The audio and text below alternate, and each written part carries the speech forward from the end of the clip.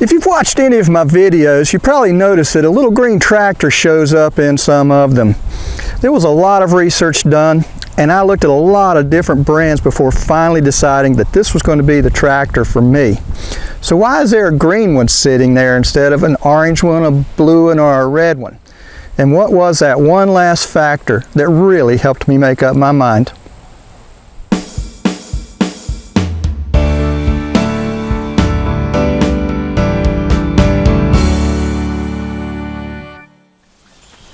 So when we start thinking about just what is a tractor basically is a power unit to drive the tools and implements that you need to get a job done. So it's important that you select that power unit that's going to take into consideration the size that you need. You don't want a tractor that's too big, and of course you surely don't want one that's too small. When I first started looking at my tractor, I really looked at it from the standpoint of the jobs that were going to need to be done and the tools that I was going to need to purchase in order to make it all happen. So absolutely, I wanted to make sure that the tractor that I purchased was going to be able to handle those jobs and to be able to drive those tools. The land that I put the blueberry field on had been sitting for years and had grown up and had lots of small trees and saplings growing on it. As well as that, the road leading back to the property had to be cleared just to get to the field. There were trees that had fallen across the drive, and it was so grown up that you couldn't even see from one end of it to the other. So I knew that first off I was going to need to be doing some brush cutting. So going down the list of jobs that I knew were going to have to be done, I began putting together my list of implements that I wanted to have. I knew that there were going to be roots and stumps that needed to be removed. I knew that there was going to be a deer fence that had to be put in place, so I needed an auger to do that. I knew that the rows were going to need to be tilled up, and then once they were tilled up, I knew that they were going to have to be pulled up into a hill. And I knew that just all along the way, there would be things that crop up that would be very, very helpful to have a tractor in order to help me do the job. And then keeping in mind that once all of this is done, and those jobs are not really being done anymore, I needed to have a tractor that could be used just in the daily maintenance of the blueberry field. Taking that into consideration, you can see how it'd be very, very easy to get a tractor that was just too large for that job. I wanted to make sure that I had a tractor that I could get down in between the rows without having any problem. Basically, I wanted the tractor to accommodate the rows. I didn't want the rows to have to accommodate the tractor. So taking that into consideration, I actually started looking at tractors to see what the smallest tractor was that could get the job done. But there were other factors as well. This tractor was going to have to be transported and moved from time to time, and I didn't want to have an extra large truck or an extra large trailer in order to pull it. I wanted to be able to pull it with just my pickup truck, which is a Chevy Colorado, and it does a beautiful job of pulling the tractor that I've got. And I also did not want to have to get a utility trailer that was really, really large and would exceed the capacity of my truck with just the trailer. I originally started looking at the John Deere 1025R. It was a little tractor, pretty good bit of power, had a lot of features on it that could help me do the job that I needed to have done. And just take you on a little side note here. If you haven't already been to Tractor Time with Tim, go there. Don't even think about buying a compact tractor without spending a little time on his website and watching some of his videos. After looking things over, I decided that the 1025R was just going to be a little bit too small for the job that I needed to have done. So I really started looking at the John Deere 2025R and decided that that was pretty much the size tractor that I was going to need. The dry weight on that tractor is around 1,700 pounds, and then you put it up some implements. The most it's really ever going to weigh is going to be around 3,000 pounds with something on the front end and something on the rear end. If you are looking into getting a car hauler to haul your tractor around, let me just mention this. Don't get one where the gate folds up at the back. And here's the reason why. I ended up with a 14-foot trailer, but sometimes if I've got an implement on the back of that, say the brush cutter for example, there's going to be about 3 or 4 feet of that tractor hanging off the back of the trailer. So having a closure that comes up from the back, it hit that implement and you wouldn't be able to close it up. I have ramps that are totally removed and can be stored up underneath the trailer. So let's go through the implements one at a time and look at the ones that I purchased for the tractor.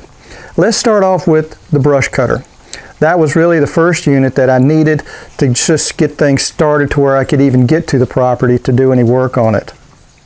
I purchased a 4-foot brush cutter for the tractor. After using it, I realized that that little 2025R can pull a much larger brush cutter than a 4-foot one, which is fine, but looking back on it, and if I had that to do over again, I would have gone with probably a 5, maybe even a 6-foot brush cutter that tractor, it can pull it. I was very pleased and surprised. I ended up going with a 5-foot rear-mounted mowing deck. That's just my personal preference. I know that center PTO will never be used, or at least ways not for that piece of equipment, but it's just what I wanted, and it's turned out to be very good. I like the way it cuts, and I like the way that it helps me take care of the grass growing in between the blueberry rows. That grooming deck is important to me because if someone comes out to my field, I want them to have a very good experience picking. And that includes making sure that the field is neat looking and it's weed free. And that grooming deck helps me keep it looking that way. I did get a 5-foot box blade, and once again the tractors had no trouble pulling it. I used that really to help, of course, grade the road when it was finally cleared out, but I actually used the tines in the all the way down low position to pull roots and small little stumps from the saplings out of the ground. Once again, the 2025R did a fine job of doing this. It really never bogged the tractor down, and occasionally if it did run into something that it couldn't pull out of the ground, well, of course, it would just stop the tractor. I purchased a 4-foot tiller for the tractor, and that one I actually did purposefully get as small as I could. And the reason is because I knew that I was going to be tilling up the rows that the blueberry plants were going to be going into, and a 5 or a 6-foot tiller, which this tractor could pull, would have just been too big for the way that I wanted those rows to turn out. So that little tiller worked out really well. And occasionally, if I come across a root or a little small sapling stump that hadn't been pulled out, it would take that thing and just rip it right out of the ground. I purchased a disc tiller, and I got one that was just a single row one because that's all I really needed. And I knew that once I had tilled up the soil in the whole entire row, I needed something to just pull that and make a hill that was nice and strong all the way through. I also got an auger, and I knew that there was going to be a deer fence that had to be put in place. This area around the farm is just deer country. You can't look anywhere at night and not come across a lot of deer in this area. I wanted one that was 9 inches. I wanted to make sure that I cut a pretty good size hole when I did it. The auger that I purchased has a shear pin in it for protecting the drive shaft, which is a good thing, not a problem. But the first time that ever sheared off, I just thought that I had just totally destroyed this piece of equipment and not really realized what was going on. After that, I realized it's pretty easy to fix and just keep a fistful of shear pins around and you won't have any problem. But that did make me realize that the other pieces of equipment that I have, the tiller, the brush cutter, the grooming mower, and these, they have a clutch built into them to protect. So if you have an option, shear pin or clutch, go with the clutch, even though it's going to be a few dollars more. It's just a little bit nicer situation, and that will help protect the drive shaft on the tractor and the PTO and everything. A couple of other things that I ended up looking at and making sure that were part of my tractor was, one, John Deere has their EyeMatch quick hitch system. Now I'm going to tell you, all of those systems, they'll work on any Category 1 tractor, so don't worry about it. If your tractor doesn't have one, you have to go get an aftermarket one. Those things are wonderful. Some of the implements that I have are not EyeMatch compatible. My auger, for example, won't hook up using EyeMatch. So basically what I have to do there is I remove the EyeMatch from the tractor and then install the auger onto the 3-point hitch just in the old way of doing it. That's not really a problem, but when you have to put an implement onto the tractor, onto the 3-point hitch, that's when you really learn the value of that EyeMatch or that quick hitch system. I'll tell you, I'll put it to you this way. I like that EyeMatch so much that if I hadn't have gotten the tractor, I would have gotten the EyeMatch.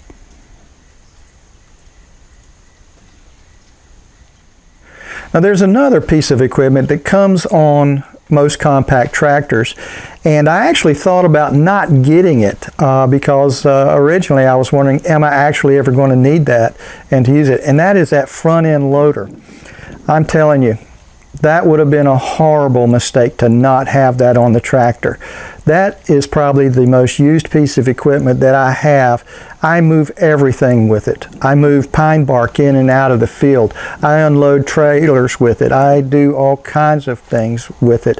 I use it for practically every single job around the field. When that front end loader is not needed, there are actually two things you can do to get it out of the way. One, the bucket just comes right off, and it's real easy. Pull two pins, tilt it down and back up, and that's off of there.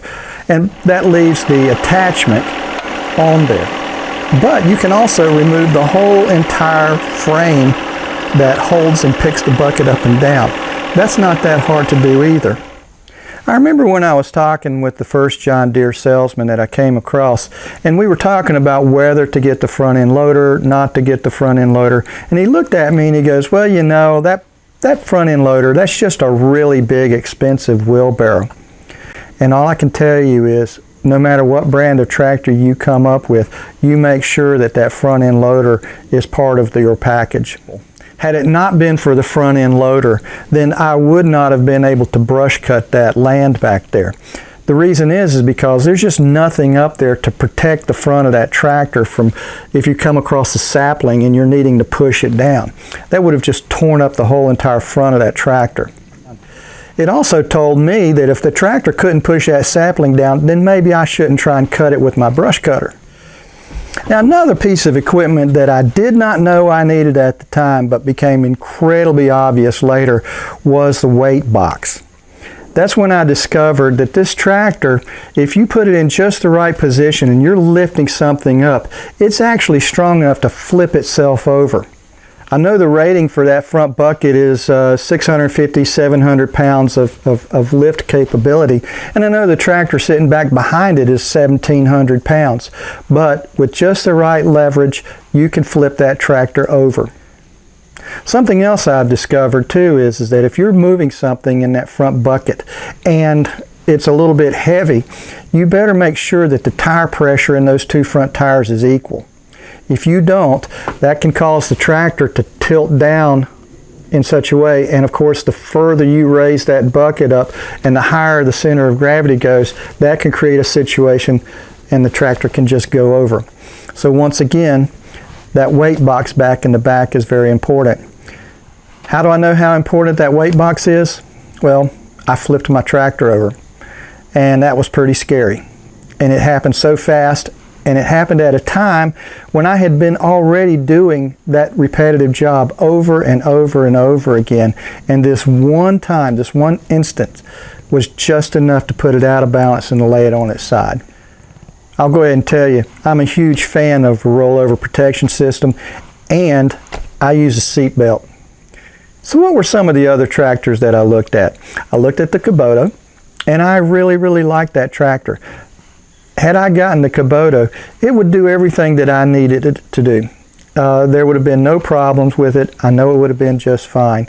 Another tractor that I looked at is, I looked at the New Hollands, and I really liked the New Hollands. I liked the way they looked. I liked the way they felt. I pretty much liked everything about it. I do have to admit, I did not look at any red tractors, and the reason is because there were just no dealers within 100 miles of me, and I was not going to go and get a piece of equipment that I didn't have access to good service. Fact is, I just don't have a problem with pretty much any tractor that's out there on the market. They all do pretty good. They all would do the job, and especially in the compact tractor category, there are a lot of good options out there. So what was that one last final factor that said, I'm getting a green tractor. Well, I'll show it to you. That's right. It was the cup holder. No, not really. Fact of the matter is what you'd better make sure you do, regardless of the brand of tractor that you have, you better make sure you got a good dealership, and you got to make sure that dealership is close by. So that was really the biggest factor of all of it, is that I didn't really look at it so much as that I was purchasing a tractor. I looked more along the lines of that I was purchasing a dealership that was going to have to service that piece of equipment and take care of it. No matter what color tractor you have, at some time you are going to break it. And you're going to need somebody that knows what they're doing to put it back together for you. The only reason my tractor is green and not orange is because there's a John Deere dealership about 5 miles from here, and the closest Kubota is about 50 miles from here. But I've developed a great relationship with the guys at the John Deere dealership. I can go in the back of their place, I can see what they're working on and do all this kind of stuff.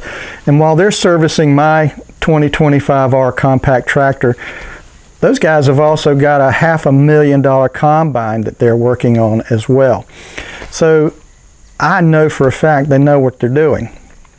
And since this area of the country that I'm in is really heavy farming country, they realize the role that they play in keeping all of the farmers working. You know, speaking of tractor time with Tim, one of my favorite episodes is when one evening his neighbor down the road called him up and said, "Hey Tim, I've got a piece of equipment stuck. Can you and Johnny come down here and pull it out for me?" Tim goes, "Well, of course I can. I'll be there in the morning." So Tim goes down there, and son of a gun, if that guy had not gotten a 747 stuck in the ditch right there in the front of his property. Well, Tim had a special attachment, I think, just for pulling airplanes. He took that thing, hooked it up to the 747, and drug it all the way back to the hangar for the guy. That's a John Deere 1025R. Pretty good. Well, is there anything about my 2025R that I just don't like? Well, there's just two that kind of come to mind. One is the whole underside of that thing has no protection whatsoever. There are hydraulic lines running through there. There are electric cords running through there. And they're very vulnerable. And that's one of the things that I learned real fast. If you're brush cutting and you're cutting down saplings, don't ever back up, because you've taken that sapling and you've pushed it down and you've cut it off at the top, but as soon as you back up, it's going to raise up and it can get up underneath the tractor and it can rip stuff out of there. I know this because it happened to me. Another thing about my tractor that I just don't like is the tie rod on the front end of it. I think they use a pasta maker to produce these things. I've gone through 2 of them, and now I at least ways know how I damaged it. And here's what happens. Say you're brush cutting and you're in a field and you can't really tell what's going on, and there's a stump sticking up about this high. Well, you're able to get that tie rod up and over top of the stump and get it locked onto the back side. But the tractor can't move forward because it's hitting in the stump. So what do? You put it in reverse and you back up. And you can watch, if you're not ready, your tires turn in like this as that tie rod turns into a horseshoe. That is something that I wish John Deere would look at and make it to where just that one little piece of equipment is not as vulnerable as it is. I'm pretty good at changing them out myself now. As they say, there's nothing like hindsight. And you get to a point where you've made a decision and you get a couple of years down the road and you say to yourself, well, knowing what I know now, would I do that again? And the answer is, with my 2025R, you better believe it. It has been a fantastic machine. I love that thing. It is very reliable. And now that I'm not really having to do a lot of rough work with it, like clearing land and things like that, it has settled into just being a fantastic piece of equipment just for helping me maintain the blueberry fields. Just adding to the wish list, you could always use more horsepower. And knowing that, the 2032R, I believe, would have been a little bit better choice for me. The only problem is I think when we go out and we start looking at things, we have a tendency to upgrade from where we originally started. I originally started at the 1025R and I upgraded to the 2025R. I wasn't going to be able to upgrade again. That wasn't quite possible. But you never know. The next tractor, I'm still going to need one that's small, but I'm going to look into getting as much horsepower as I possibly can. Well, we're coming to the end of the day here at Southern Berries USA. If you have any questions, just send me an email, tim@berriesusa.com, or go to southernberriesusa.com for information on how to buy blueberry and blackberry plants, canning supplies, and just about everything you'd ever want to know about a blueberry. So just remember, you could be a successful blueberry farmer.